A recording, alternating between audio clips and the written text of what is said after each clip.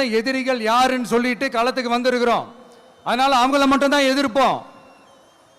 அதுவும் அந்த எதிரிகள் யாரு இப்போ இங்க 2026 சட்டமன்ற தேர்தலில் களத்தில் இருக்கிறாங்களோ அவங்கள மட்டும் தான் எதிர்ப்போம்.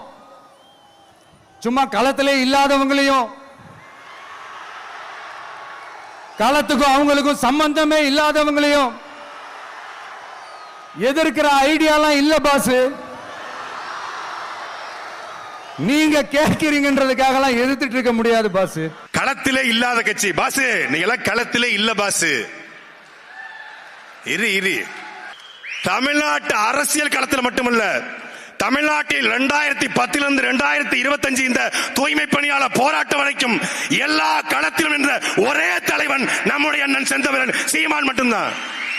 கூடங்குளம் அணுலையா அங்கே அவர் நிற்பார், ஸ்டெர்லைட் போராட்டமா அங்கே அவர் நிற்பார், மீத்தேன் திட்டமா அங்கே அவர் நிற்பார், ஹைட்ரோ கார்பன் கதிராமங்கலமா அங்கே அவர் நிற்பார், 8 வழிச்சாலையா, சாகர் மாலாவா, பாரத் மாலாவா, தூய்மை பணியாளர் போராட்டமா, நீட் தேர்வா, ஆசிரியர் பிரச்சனையா, செவிலியர் போராட்டமா, எல்லா களத்திலும் நிற்கிற ஒரே தலைவன் நம் அண்ணன் சீமான்.